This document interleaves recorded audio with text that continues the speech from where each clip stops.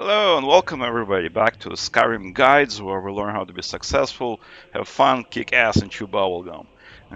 Today we'll be taking a look at what to do, all the cool stuff and powers and stuff you can get when your adventure is a bit higher than level 1.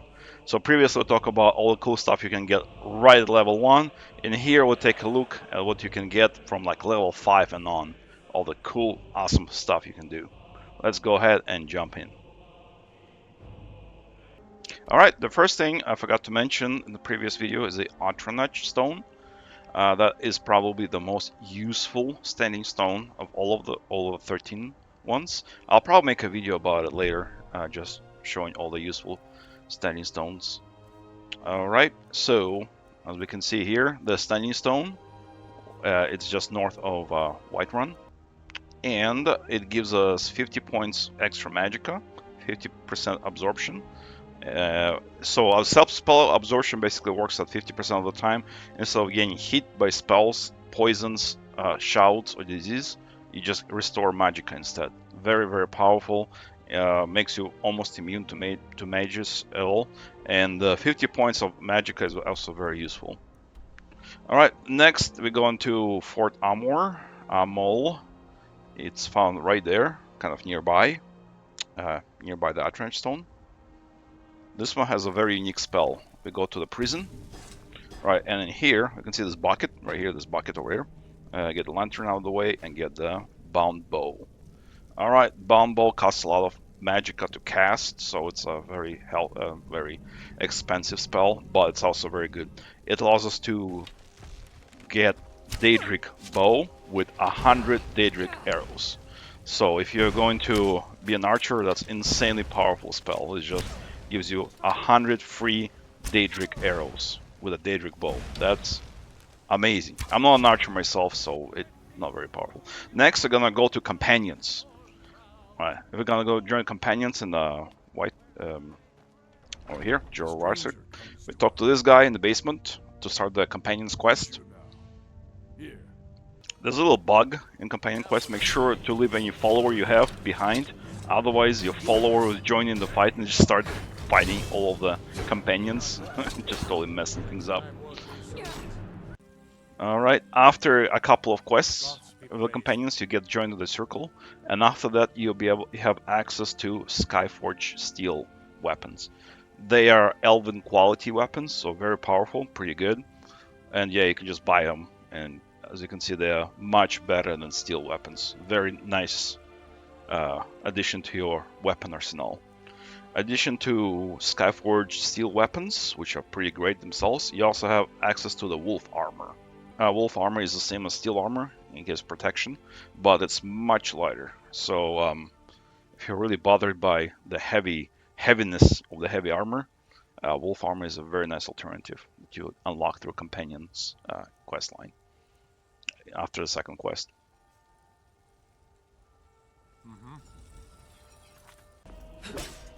Alright, next we're gonna fight again with the Companions. We need to kill a whole bunch of Silver Hand people.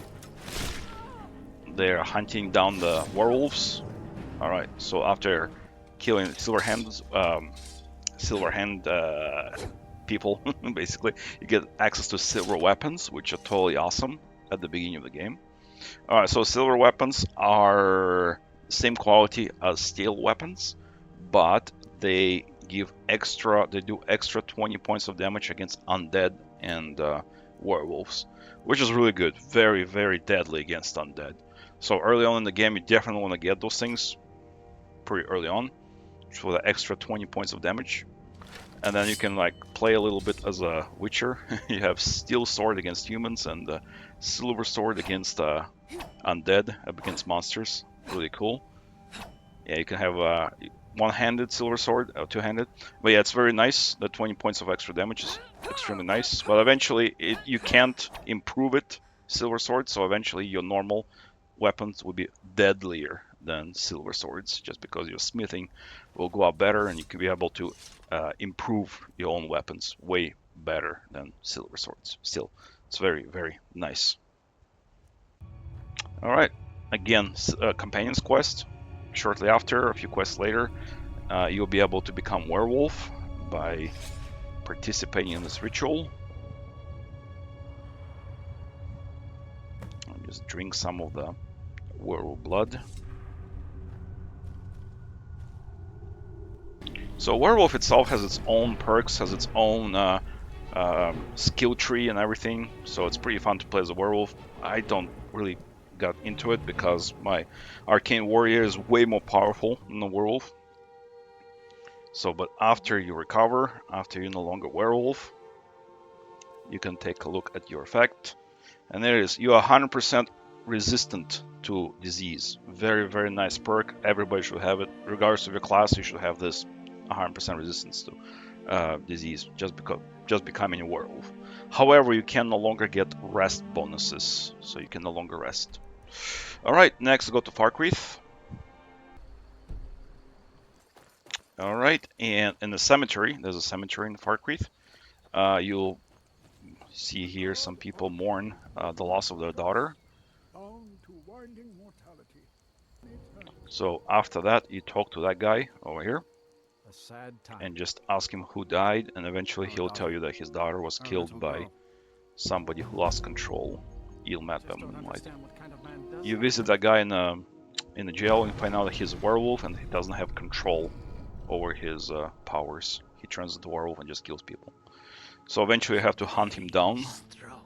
Stronger than the hunters. And you have a choice. And I would deserve it, wouldn't I? You spare him and then get this very nice ring, or you kill him and get hide, making Savor's hide out of his skin. And Savor's hide basically gives you magic resistance, which is very good to fight against mages. Very, very good. But if you spare him, you get Hircine's ring, and that allows you to turn into a werewolf as often as you like. Because without it, you can only turn werewolf once per day. And if you spare him and you get the ring, you can turn werewolf anytime you want to. So very, very nice thing if you want to play as a werewolf. Or if you want to rather have the hide, then you can just kill him.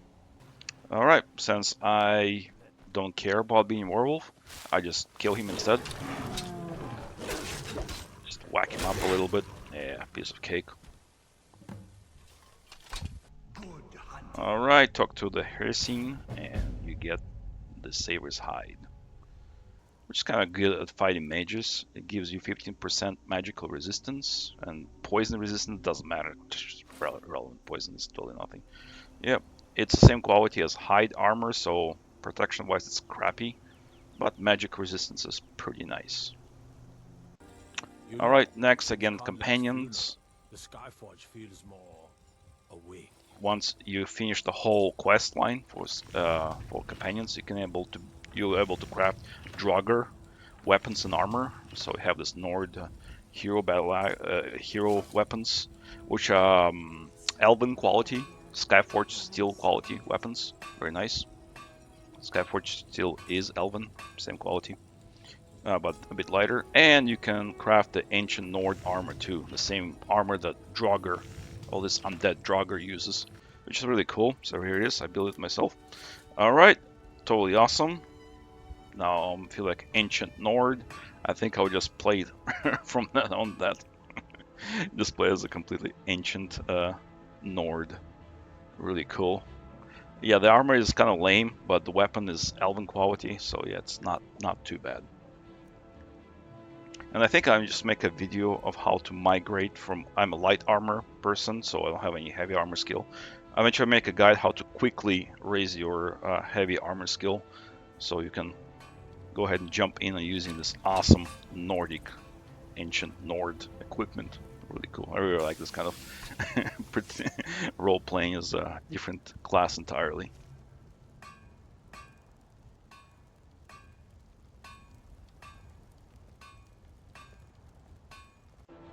Alright, the next one go to Shrine of Azura to have this black star item. It's the most powerful Daedric weapon, Daedric item in the game. So to get there, we go to Winterhold and we just kind of run across the road. There's going to be a road along the Whistling Mine, and then turn right and we run up the hill. And eventually we're gonna get to Shrine of Azura. You can see it from pretty far away. It's a pretty big shrine. Not very difficult to find. Eventually, it will send you to a quest to recover the Black Star. Azura Star. Eventually become Black Star. Alright, and we need to bring the star to Nelakar. So apparently there's a trapped soul inside the star and we need to destroy it. So he traps you, your soul, inside the Star of Azura. You kill this little bastard. Malin's enchantments are broken. Hold on. I'm going to pull your soul out of there. Alright, you came back. Now, you could use it for what we meant it for. Using black souls for enchanting. Now it becomes pretty much unlimited Black Soul Gem. The most powerful Daedric item in the game. Useful throughout the entire game. Alright, next thing we're gonna go to Halted Steam Camp. It's just north of Whiterun. And in here we can find something funny. Transmute Mineral Ore. A unique spell that's found only here. Alright, it transmutes a piece of iron into silver and silver to gold. So just kind of like turn iron into gold, or turn lead into gold. So here it is. It's a bit costly. Well, yeah, you just cast it, and bam, you got created iron ore out of nothing, and we created silver ore out of nothing. Kind of cool. All right, so yeah, those are really cool powers and items you can get pretty early on in the game. Probably not level 1, but level 5-ish and higher. Specifically, most of the cool stuff is found through companion storyline, and it's because I'm playing as a warrior. So yeah, hope that helps, and see you in the next video.